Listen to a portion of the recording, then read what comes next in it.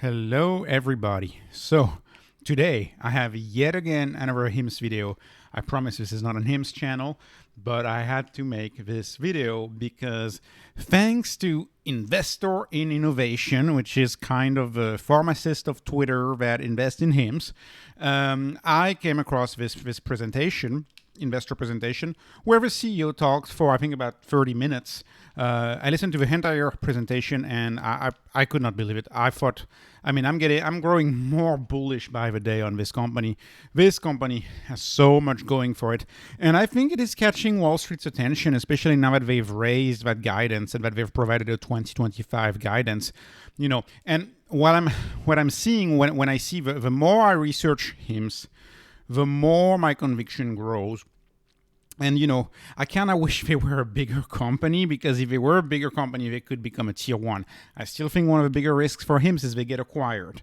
But aside from that, this is pretty bullish in my view. You may have seen my last video on HIMS where I calculated with the guidance that if we remain at this depressed price to sales, which, remember, HIMS is one of the most undervalued stocks in my spreadsheet, in my most undervalued spreadsheet.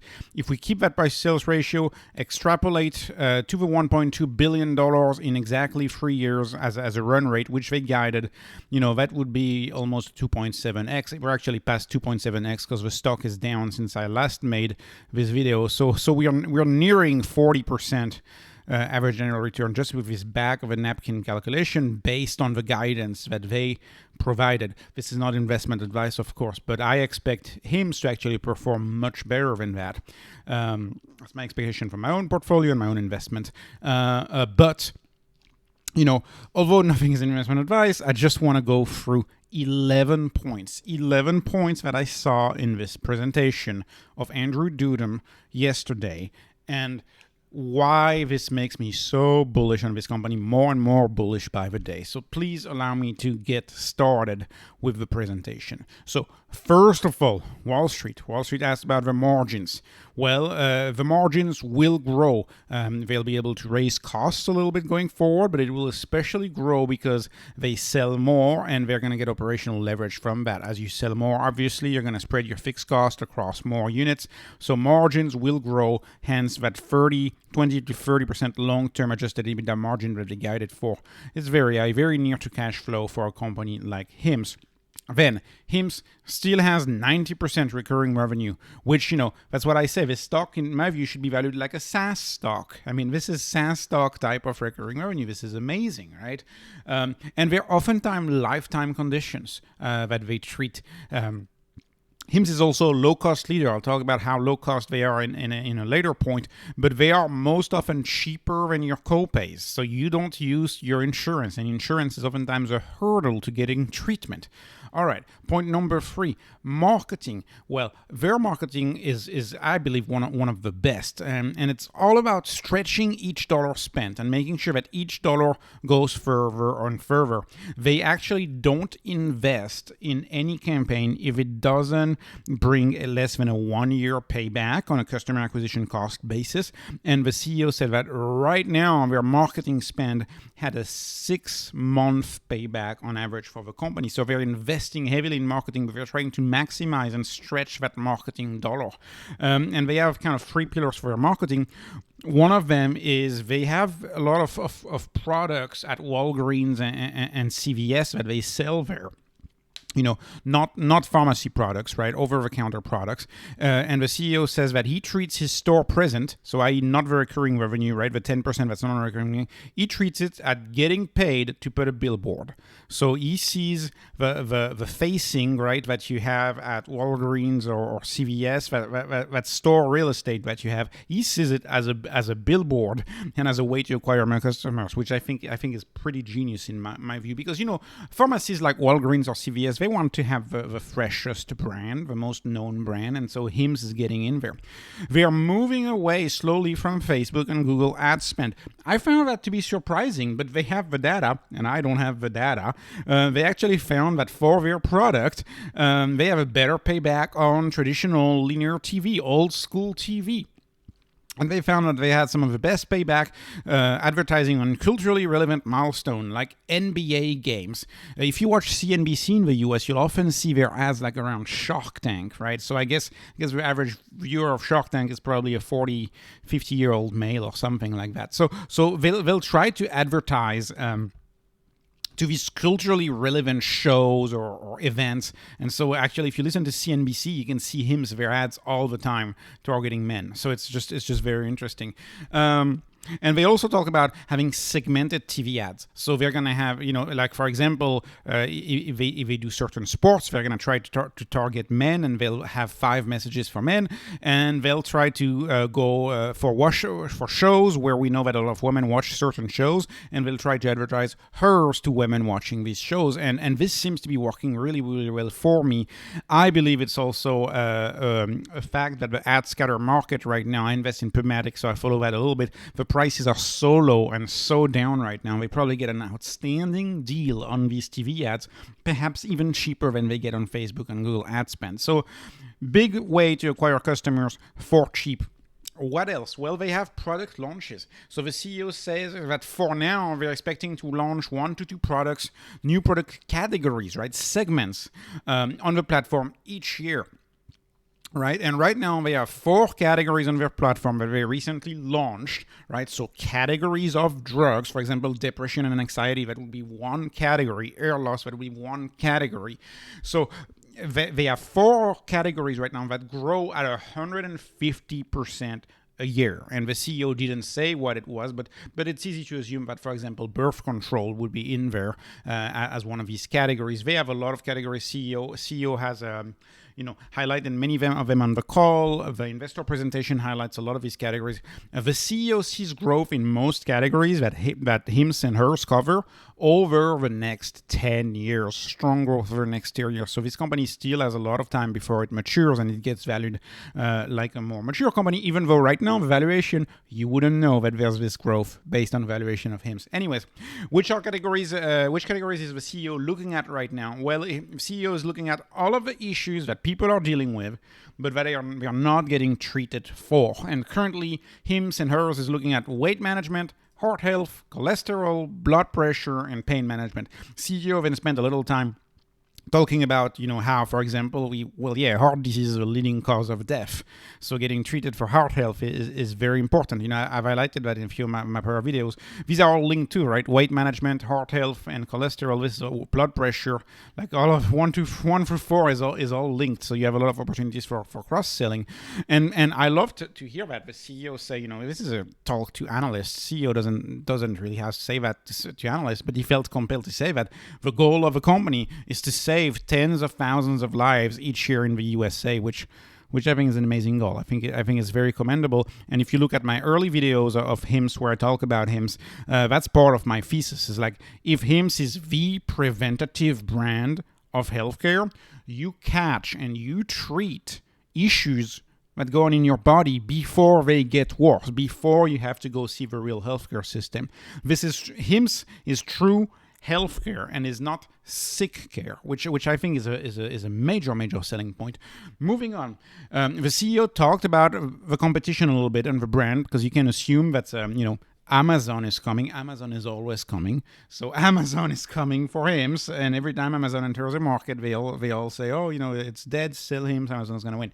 And the CEO said that he was actually happy to see Amazon's come in this market because, generic drugs are in high need. But that's not what HIMSS does. HIMSS does not, they sell generic drug, but they have a much more experienced design type of approach to their sell. They are not selling a drug. They are selling a solution to a problem. This company is so well designed from the ground up. People do not come to HIMSS looking for a drug. They come to HIMSS for help. And so, for example, when a client contacts HIMSS because, say, they have depression, they don't know which drug they need. And HIMSS is going to provide help and guidance and education and a drug. They sell a holistic solution, not a drug. They're going after much more than just the pharmacy market, right? They're going for the whole healthcare world, right? Both from advice to diagnosis to treatment. And that's a major differentiation that they have to competition. And keep in mind, they can provide all of this for less than the price of copays, which means that people who still have insurance will still use HIMSS anyways because it's cheaper, right? And this is the process that the CEO described on the presentation to analysts. He spent actually a good 5 minutes describing this. So the CEO talks about depression, and they're pushing depression really. That's what they're really focusing on right now as a company. I've been following that company for a few months now. Well, at least the depression part of the company I've been following for a few months. They've been focusing on that. That's why they had that celebrity partnership, all of that. They're focusing on depression right now. So the CEO talks about, and this is something the CEO didn't even talk about, but I'll add this. The first step to getting treatment with your health insurance in the real world for most insurance companies today is to find a primary care referral, a primary care provider, a PCP, right? And I can tell you that can take a while. If you live in a big city, that can take 3 to 6 months to actually find a primary care provider. To actually find a primary care provider that doesn't just have you see a nurse practitioner, which is also a big problem that I see in the US, that they all want to have you see nurse practitioners. Good luck seeing an actual MD, an actual doctor. So anyways, that's my first step. You have to find a PCP. Once you find a PCP, you got to get a referral. Then and then that's the CEO speaking here. Then you have to wait 6 months. After you wait 6 months, you finally meet a psychiatrist. You pay $500 to $800, which insurance may or may not cover. This is a common thing in the US. When you go to the doctor's office and you leave and everything's fine, and you really don't know, you're not in the clear as to how much you're going to pay. Sometimes you don't pay anything. Over time, 6 weeks later, you get a bill in the mail for $1,000. This is very, very common in the US.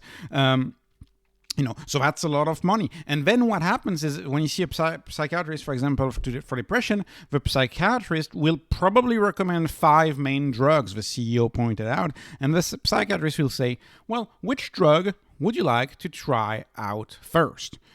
Clients typically says, no clue.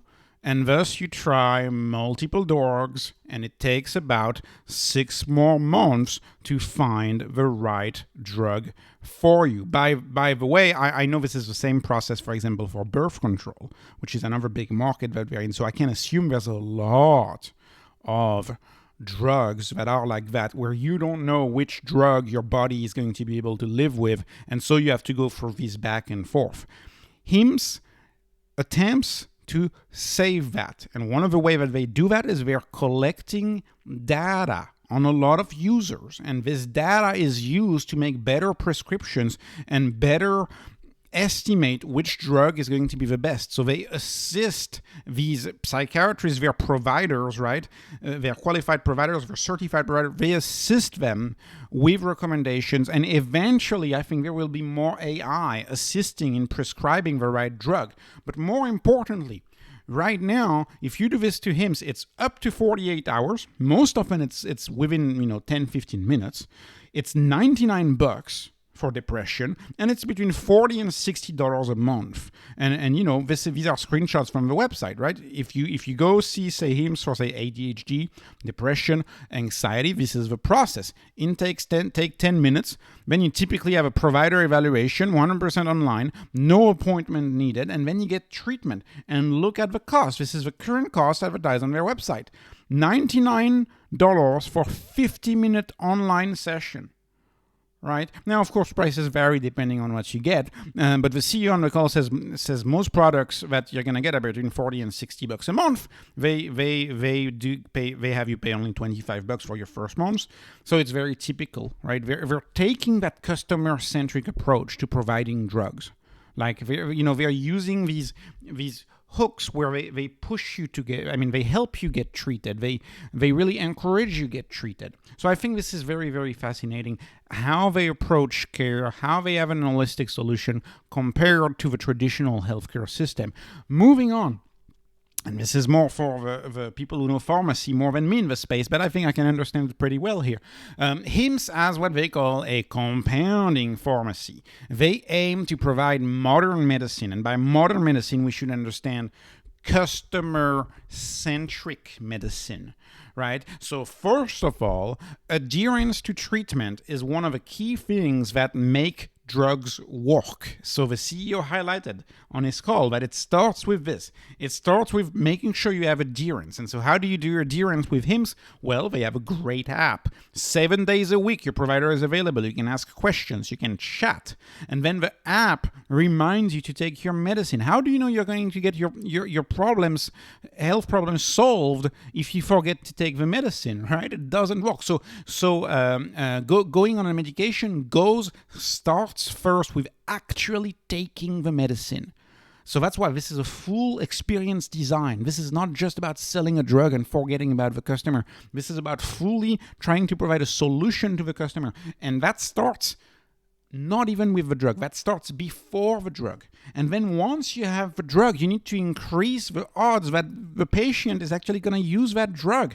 And so they use these compounding pharmacy to make products less intimidating by reformulating them into better products. So that's customer-centric, making the product less intimidating or removing stigma, right? If you think about Viagra or Cialis, the blue pills, there is a tremendous stigma in the blue pills. So that's why, for example, from Viagra to Cialis, blue pills, stigma, not a good reputation for the past 30 years. They moved from that to a hard mint. And if you look at the marketing of a hard mint, the code, it's harmless. There's not an ounce of blue. There's nothing that reminds the patient / customer that they are actually taking an ED drug. But that's not it. For example, says the CEO that says that they've noticed that men hated taking pills for hair loss specifically.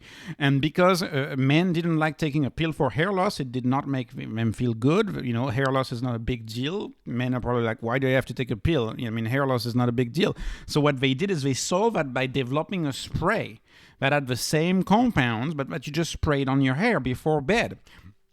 CEO also talks about a product that appears to be in development, for example, for ADHD medication, which will be their depression segment here, their mental health, depression, anxiety segment. They say, most providers will sell full doses of Zoloft, which is an ADHD med from my research on this, and he's saying that actually it's very dangerous. You probably most patients don't need a full dose. So he was saying that his idea would be, for example, to sell a vitamin supplement with a little bit of the Zoloft chemical compound within the vitamin supplement in order to actually adjust the dose to exactly what the patient needs. And this is very exciting to me because you imagine how precise you can be. You can be very, very precise. Like HIMSS could, for example, make sure that people ramp on their drugs, get on the drugs without any issues, right? They could avoid any shock to one system from when they get on the drug, what they could have like a ramp up built into the products that they sell. I think this compounding pharmacy is a great differentiation. The customization of drugs is probably one of the big areas of healthcare, as is the customization of everything. And so I love that. I think they're developing a modern customer-centric medicine. It's about treating the patient, and increasing treatment adherence at the same time and removing pain points. Like with HIMSS, you don't have to set a reminder on your phone or an alarm on your phone to take your medicine. The app reminds you. That's customer-centric right there. Moving on. What else do they have? Well, HIMSS is very, very lucid on this, actually. They realize that the CEO that only between 60 and 70% of the people they see can have a condition that can be treated remotely, which is why they are partnering with a nationwide network of healthcare systems. And the goal is that if they have a patient or a customer that goes sees HIMSS and HIMSS can't help, they will refer these customers to the healthcare system, so they will give referrals. So this is great. That means IMSS is not here to sell drugs at all costs. If they can't solve your problem, and if the patient, if your needs cannot be resolved by HIMSS, they will refer you to a healthcare system, which I think is wonderful. It's the right thing to do. It's the ethical thing to do. And the CEO didn't say that, but I'm going to say it. I'm assuming that HIMSS is going to earn commissions on those referrals. That would only be logical, right? That's why they're looking for a partner. So they want to be able to refer to specialists anywhere. And so I don't know how they're negotiating this, but for the customers that they can't have, that they can't take in, but they generated those leads. They paid money for those leads, but they can't help them. They are going to refer them to physical healthcare system. This is great for the patient because the patient doesn't get prescribed something that they don't need. This is great for the brand because HIMSS is not about prescribing an unlimited amount of drugs to people. It's about prescribing just what we need, right? And this is great for actually treating people's health. They refer people to specialists. This is just great for HIMSS. Anyways, competition. Let's talk about competition. Competition is still stuck, per the CEO, at selling cheap generic drugs. In fact, I've made a video on HIMSS on the competition where I go through screenshots of competitors and how they sell. This is 100% true. Competitors of HIMSS, they sell drug. They compete with generic 4,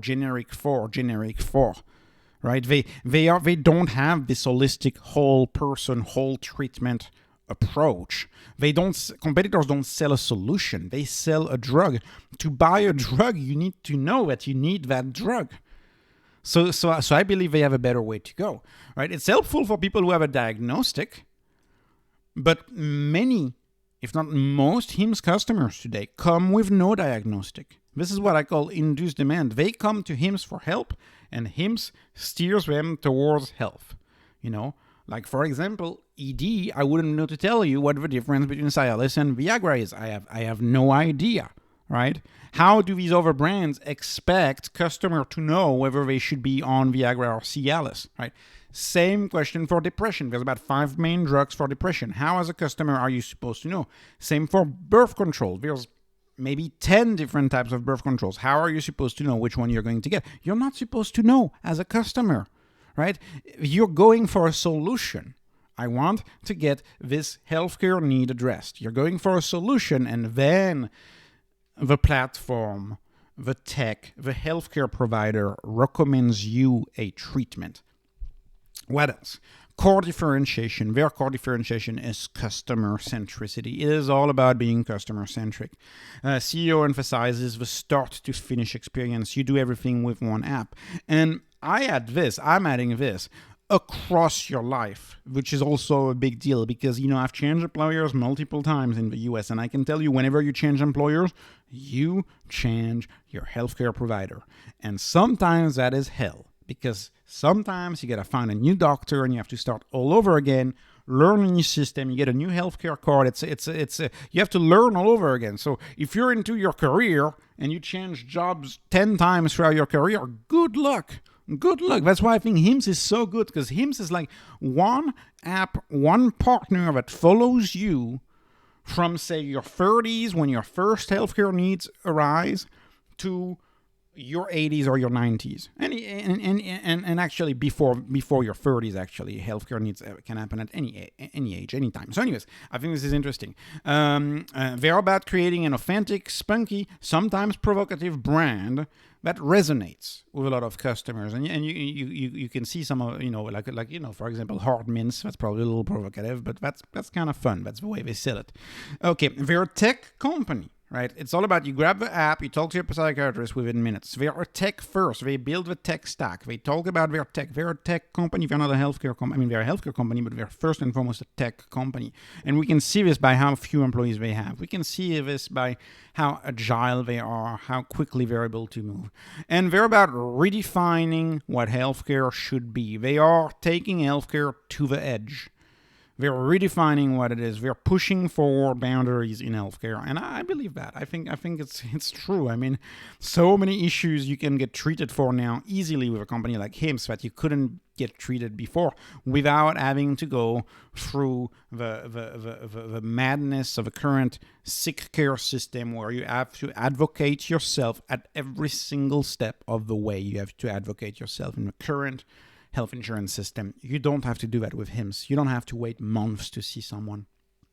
10, the vision and the mission. I believe this CEO, this young CEO, by the way, early 30s, has a major vision for this company, right? CEO talks about, as a basis for comparison, the CEO compares HIMSS market to the advertising market for online giants such as Google and Facebook. CEO thinks the healthcare market can be up to 4 times as big as the advertising market. He says that's why Amazon or Apple is trying to get into the space. But CEO thinks HIMSS is leading the pack. Maybe a little biased, but I actually think HIMSS is leading the pack too, right? The CEO talks about the mission. Their mission is to help the world feel great through the power of better health. And the CEO emphasized in there is world. Help the world, not help the USA feel great. Help the world.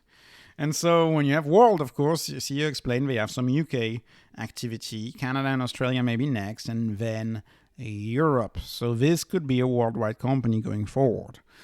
And again, their main selling point, which is when you analyze the moats of this company, right? Branding, customer centricity, tech stack, data, these are all moats, but another big moat is the fact that you're a low-cost provider.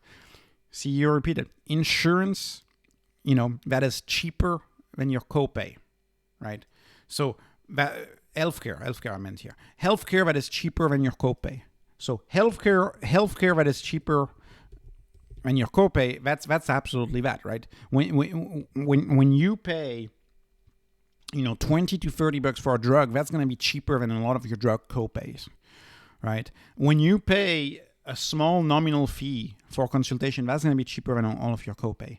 And we're able to provide such cheap services by ripping out, and that's the word of CEO, ripping out so much of the current waste in the healthcare system. And sure enough, they have quite a bit of waste in the healthcare system. Lastly, and I think this speaks to the vision and the mission of the CEO's entire family is a user of HIMSS. The CEO uses HIMSS too. And he talked about his sister using depression services of HIMSS. He talked about his grandmother using HIMSS to fall asleep. And the whole idea, I believe this is a credible commitment. This is a credible commitment. The fact that the CEO's family uses a product is a credible commitment, right? If a CEO didn't believe in product, he wouldn't use the product. And the motto is, whoever you are, HIMSS will improve whatever you worry about health-wise, which I thought was another very, very good sentence from Andrew Dudum right here. Moving on, the last one.